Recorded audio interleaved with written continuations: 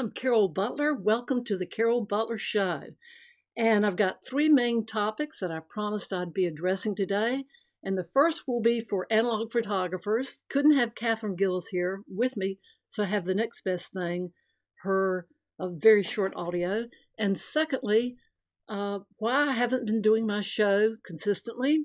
And thirdly, what you can expect from me and when from here on out. And I hope you'll find some of this fascinating and educational. But let's get on with Katherine Gillis and her announcement. Hi everyone, Katherine Gillis here. I am a traditional retoucher and spotter for analog photography, and I've been doing this business for many, many years. Some of you may know me. I have a course out called Become a Fearless Traditional Retoucher and Spotter. So anyway, good news is I have come up with a dye that I have used on many different types of prints that matches the tone and the color so well that I'm no longer mixing dyes. That's the best news. Mixing dyes is very difficult to do, and it's always changing, but this dye seems to work, and it has worked for me now for almost a year. So I am going to be producing this dye for sale. So just stay in touch. So just stick with the Carol Butler Show, and we will have an announcement coming soon about the availability of this dye, which I'm very excited about. So stay in touch, and thank you.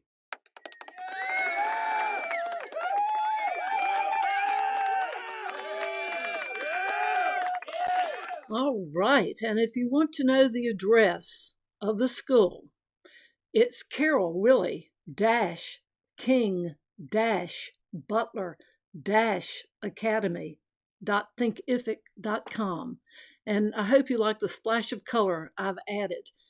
And most of you know I started off in 2016 with a different name, but I wanted more control, particularly when the first school froze my enroll button after I'd spent 4 years building it. So anyway, you move on when poop happens, and Thinkific stands for Think If I Can, and we could and we did. And if you want Katherine Gillis's tools, and it's free tools and checklists, go to this address.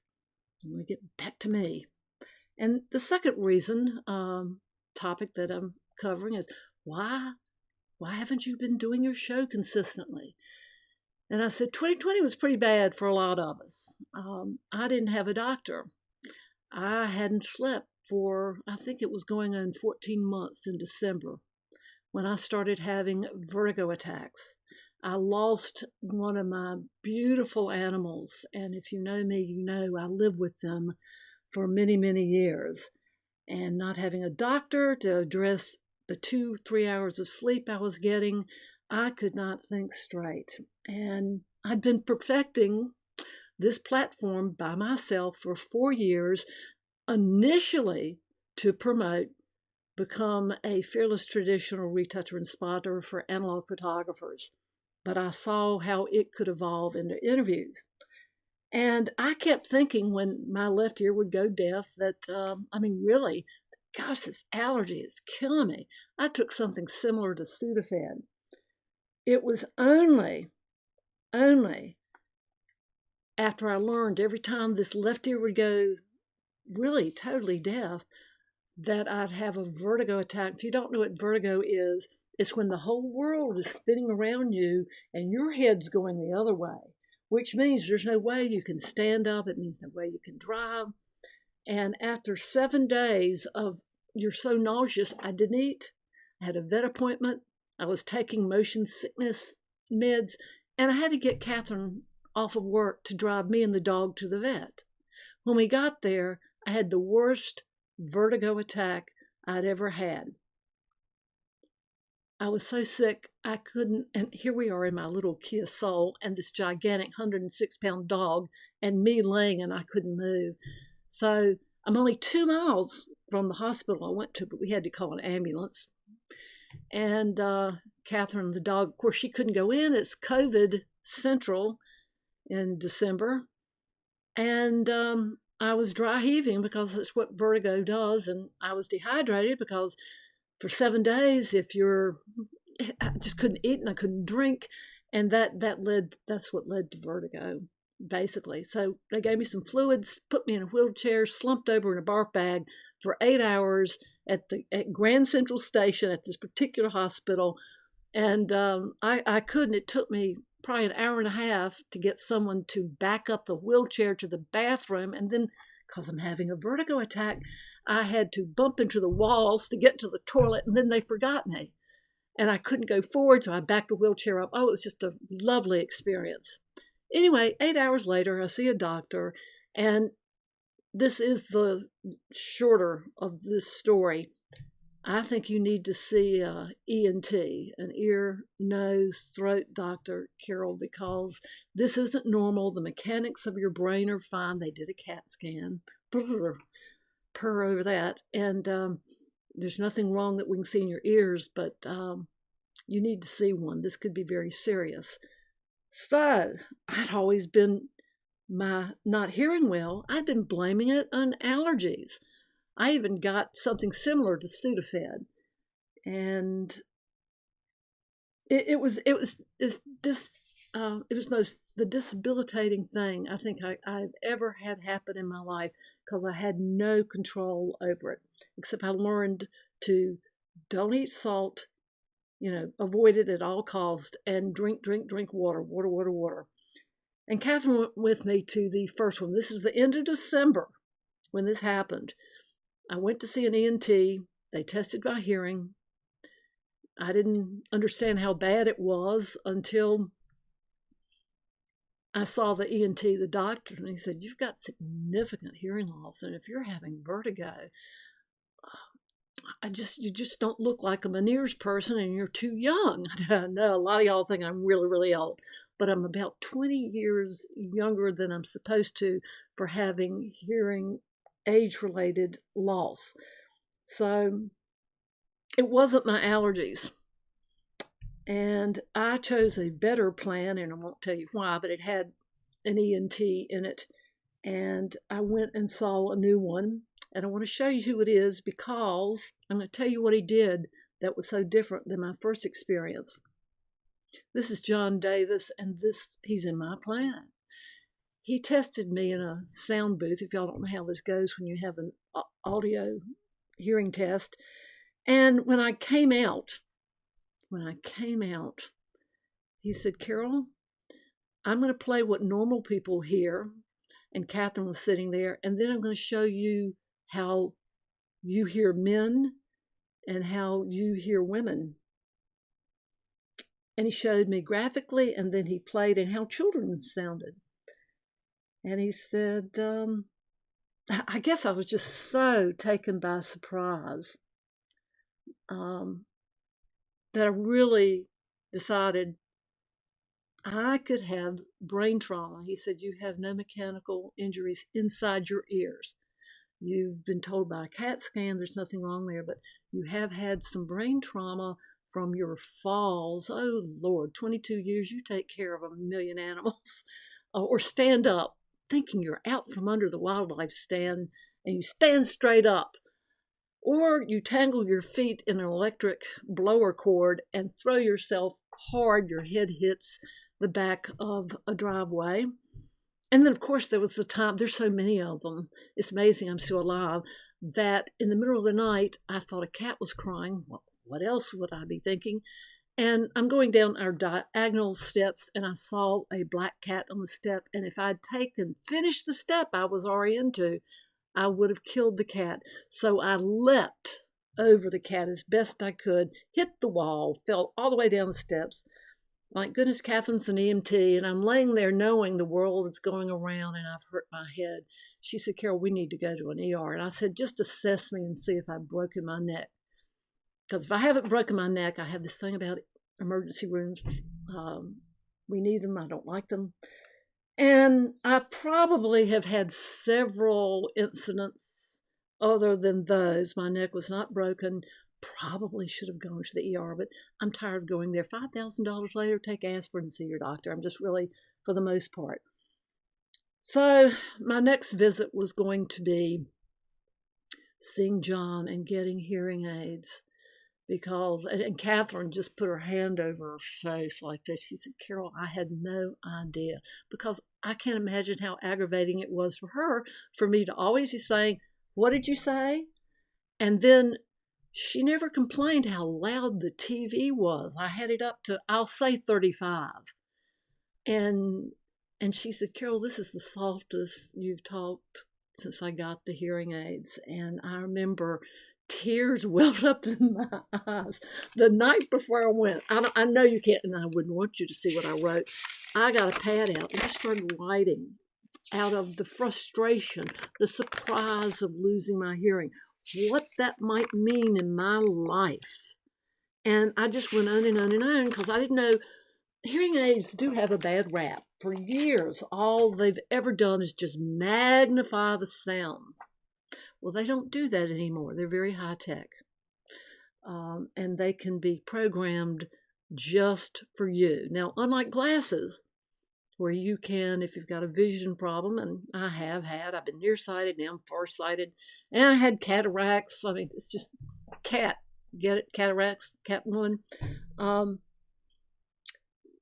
John said, Carol, I can only correct 80% of the hearing in your left ear, but I can do pretty good in your right. But it's going to take 6 weeks to 6 months to adjust to re-identifying what you hear. And I think that's what I want to say to y'all. It is so different. The Catherine just on the way home with the new hearing aids, just put a cup down in the middle of the car, and I thought the engine had dropped out. And what's fascinating is that they pair the kind I got, rechargeable batteries. Hey, I've got a computer and I'm about as techy as you can get. And I know you always want to go with rechargeable batteries. And in fact, they fit in a case just like this, like a phone or something. And in fact, this guy was so good, I got an extra warranty plan with him. And one of the hearing aids didn't go 10 hours, right when I'd rented Wonder Woman, 1984. So I missed half the movie. I'm going to have to rent it again. And he said, come over here. I'll have a pair for you tomorrow. You got a loaner set, and we're taking care of it. And that's how good. And I had a loaner set, and it was taken care of, and I'm wearing them now. They're so light, I'm not aware of them, but I'm aware of how loud the TV was. It went down to, I told you it was 35. I was listening at 12, and Catherine asked me to turn it up. On my iPhone, because it's paired with it, you have a little slider where if I went into, say, Walmart for cat food, and it's really loud and there are people, and you don't realize that, I can cut it down. Or directional. If I ever go to a restaurant again and I don't want to hear the kitchen and the people's conversation beside me, you have directional ability where I can make it just for the person in front of me. It's incredibly high technique, but I felt really, really old you said, Carol, this, in your case, you're just, is not an age related problem, but I'm just thrilled to even say I can hear my voice again. I finally saw a doctor and got some sleep. I have a medication that helps me do that. And so I haven't had vertigo since I've gotten sleep. I have felt like myself again since I've gotten these high-tech hearing devices. And I want to share with you that they're so different than what you've heard all along, that people just hate them because all they really did, those things, hey, the person that turns the TV up real loud, get them these little special TV ears.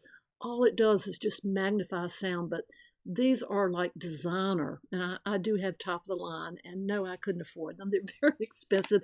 But just for the record, the government has required that starting, I guess they've already started. For me, they did in 22, that the prices have to drop. Because what are the things that happen to old people? Basically, even though I'm not supposed to be old enough to have this problem, um, you start losing your vision, you start losing your hearing, and then your teeth start falling out. What are the three most expensive things that happen to older people when they have the least amount of money? Those three things. So now most people can afford it. And I'm not ashamed to say Catherine had a better credit card than I did. And we put it on hers, and I'm paying her back. It's the principal thing, family or not. I said I would do it, and I'm doing it. So sound advice has been a godsend. And so you now know why I haven't felt comfortable doing this show. I couldn't think, I couldn't hear, and I didn't know how bad that was and how loud I was. And I hope that's whatever has happened to my brain. And I really feel like I don't feel like I've got a brain tumor. I guess I could disprove that one day and have an MRI. But I do think that all the trauma, yes, I've been hit in the head with a bat. I've probably had as many concussions as a football player. And I have, by the way, I think everyone knows me. I've donated my body to science. And so they'll probably discover that. And they won't let you put that on a driver's license. Do you know you can't be a full body donor and have that on your driver's license? The DMV won't do that for me. So I believe in the possibility of fixing this problem. And I feel like a new person now, and it's a miracle. And I'll just pretend I'm David Muir with my fancy. You wouldn't even know they're here. You can't see them. You can't see them. Even if my hair was short, I'm not sure you'd notice them. They're that good, and they're that little. Now, for the third thing I wanted to talk about, and I will not be doing a show this long after today. It'll be very, very succinct. I want to talk about dreams. And the first thing I'm going to tell you is something, before I get into what my dreams are, that I would expect that only 3 people in the world know this about me. That since 2002, September 1st, I am not a clergy person. I have no religion that I will admit to.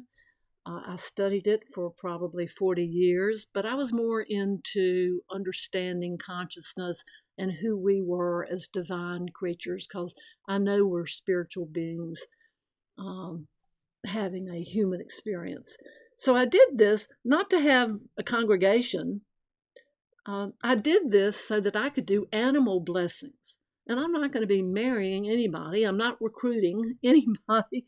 I just wanted a name of identification. So if I wanted to do animal blessings, because I don't know, there are a lot of people who do that. And I knew so many, and I was so attached to them for so long. I mean, 24/7, hundreds of beautiful 4-legged, 2-legged critters that I did name them. And I had to pick a title, and I chose Revelator. And that's Truth Sayer. And because I didn't want to go like Mother, we know where that would go. But a revelator is any agent, I'll use that word, I don't like the religious aspect of this, who reveals or discloses some form of truth or knowledge. And that's been my dream. I've spent my entire life studying consciousness. So it's amazing or interesting that I'm having something going on in this head that causes a hearing loss, that the trauma that I've had is causing that. I wrote a book in 2011, and I've never promoted it. I've mentioned it. I've never promoted it because I think the right people will find it or need to find it. And I see another book in my life. I see another book coming up. I just wanted to, I'm a writer. I write plays. I wrote a book or two. And this one was called Living Inside Out. Be who you can imagine you can. And I loved that book. It was a result of a lifetime of studying some of the most important people, masters in my life. You should see my library. They're all New Thought thinkers, from Ernest Holmes. If you don't know who that is, look him up. Dr. Wayne Dyer, who died in 2015, but his work will live on forever. Marianne Williamson, Eckhart Tolle, most profoundly, Deepak Chopra. I have a list here because I didn't want to leave anyone out. And Emily Cady, Lessons in Truth. If you have not heard of this person or read that book, get it. My favorite, I do have a favorite besides myself. I mean, I do like what I write and what I think. And not everyone's going to agree with me. And that's the fun in life. If everyone agreed with you, you'd never make any progress. But Eric Buttersworth and the internationally, globally acclaimed Greg Barden and Lynn McTaggart and Bruce Lipton, PhD. And I'm following Steve Farrell's, I'm throwing a lot of information out. If you're interested, look him up, who runs Humanity Nonprofit, and it's the #1 global nonprofit for transformational education. And since I consider myself a guide and a teacher, starting with the holographic universe, that was one of the best, most entertaining, thought-provoking books, and it's very old. Have fun finding it. But I've studied healings through music, through Reiki. I always say I have a clear belt in Reiki. And I've studied the symbology of language, of animal medicine cards, which I read. And why do we have the associations that we have? And consciousness. We've known for years, quantum physics has known for years, that the smaller we get, the smaller with an electron microscope particle that we go to, and the further down we go to the smallest that there is, nothing's there. In outer space, there is more nothingness, maybe they call it dark matter, than there are things. We are so blind. We have no idea how blind we are in the universe. And because of that, one person, you wonder, and this happens to all of us all the time, just throw out this one simple example. You think about something. You think about someone. You wish they'd call you. You miss them. Who wouldn't have missed people in 2019? And then miraculously, that day, the next week, the phone rings and guess who it is? And we always act surprised. I was just thinking about you. We are so interconnected. I want to be transformationally educative. I'm certainly am nowhere near where these renowned visionaries are, but I have spent my entire life studying it, and the collective connectivity that we have that you have no idea. And I want to condense that into something entertaining and educational, and do it shortly. You won't live long enough. I barely lived long enough to read all the books that I've read, but I do consider myself a teacher, mainly a guide, and I want to serve as inspiration. And I know I'm going to lose a lot of you who used to follow me, and maybe you'll follow me just to see what in the mud is she talking about. But I have been so fortunate to have observed and trained myself based on the teachings of just the few I mentioned, that there are so many brilliantly evolutionary, conscious people. And we are so much smarter and better than we give ourselves credit for. And we need to learn about this. So I hope that in the future that you'll interactively participate with me. I hope you'll have some supportive comments when I do my show. I don't want to go over 30 minutes. I think that's maybe pushing it. 20 minutes is good for absorbing anything, I think. I know that's the way I've been, and I've just kind of been Zoom. I'm so over Zoom. I'm so glad I'm not a student having to take it. I want bite-sized information. I want something I can think about, and that's what I'm going to commit to y'all. I wanted to share another thing. A friend on Facebook, so Facebook does have a wonderful purpose when they share something like this, and I watched it. Fools and Dreamers, Regenerating a Native Forest. This is a documentary about a man who spent 30 years turning, the whole land looked like mud because people had to live for thousands and thousands of acres. They kept, farming, and the animals were dying. They were cutting the trees down and to build houses and shelter. I'm sure he didn't think when he started his life out that his life work would turn this godforsaken land into a thriving, eco, beautiful place. And I am going to encourage you to watch that if you really want inspiration. And then I would never think that I'd ever talk about the Great Green Wall of China. China's done something miraculous. And unless you're looking for this sort of stuff, or you're like me and finding it, because one thing always leads you to another thing that you're meant to know. The desert has been taking over, the Gobi Desert, China. That means people have lost their jobs, animals are dying, they can't expand. You can't build and live and thrive where there's no water because there's no plants there. And so they've learned how to make the largest man-made forest on earth. And how they did it was they got 500 million people every single year to plant 3 trees. Now, they made a mistake. They planted the same 3 trees. I think they were poplar trees. And then a blight came in. And we're not talking big trees. We're talking seedlings. And now the trees number in the millions, and they're very diverse. They've got birds, food, shades, there's streams, they've got life. It's reduced poverty. And the name of it is How China Turned the Desert into Green Forests.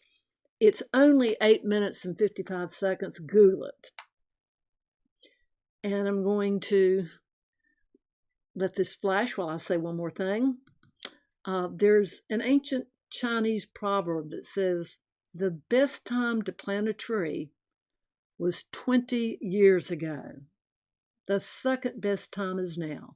This quote is courtesy from Humanity's Team, that nonprofit that I told you is the biggest in the world. So, I'm planting thoughts. I'm planting seedlings. I've helped animals the front part of my life. I was helping people mainly. I still do. People help me. I don't get to see a lot of them. But most of all, you can expect me to be thought-provoking, sharing, but most of all, inspirational. And those are my goals. So my next show, I hope to be on every Tuesday. I hope to add the feature that's in the platform that I have to do this show, which you usually, just to read comments, that most people make comments after the show. Thanks for the thumbs up, whoever. So I hope you'll share the show. I hope you let people know that I'll be doing this. I might name it something different, but I want people to be able to find it. It's going to be on Facebook, and it's going to deal with transformational education. And I can't think of a better time in my life to be doing this. Like, a good time is before you die. And I've lost so many loves in my life, like most of them. And my family's like this big, but my family of friends, that outer circle is now my inner circle, and they live and grow in my heart. We are spiritual beings having a human experience, and what I've learned is already changing my life. And so much of it comes from not meditation, not the ancient technology of prayer. It's not the same thing, what I will be sharing. So I'm not getting off on some religious thing. That doesn't mean that these masters didn't know a great deal more than we did. And so when it's appropriate, I'll bring in what I've learned from some of the people that I've mentioned. And then probably at the end of whatever, when I've decided I've shared, most of what I want to share, I'll probably do another book. And this time I'll promote it. But I think it's so much easier because so many of us aren't reading. And we're losing that because we're watching. Oh, thank goodness you're watching video. I'm on it. I'll be on this later too. I'm on YouTube too. So thank you for joining me today. Mark your calendars because every Tuesday, and I'll tell you when I can't make it, at 1 o'clock, I will have at least a 20-minute show. It might go to 30. If I add someone I'm going to interview, and depending on who they are and what they have to say, the show will go longer. But your participation and your supportive comments and your excitement, because I am so excited, I can't stand it. This has been my lifelong dream to share this knowledge, what I know. And here we can't even talk to each other. We're busy working, making a living. Eck and by, there's no need for that. That's not why you're here. And I'm helping myself already. So my name is Carol Butler. This has been the Carol King Butler Show. Thank you for your time, and I'll see you next Tuesday at 1 o'clock.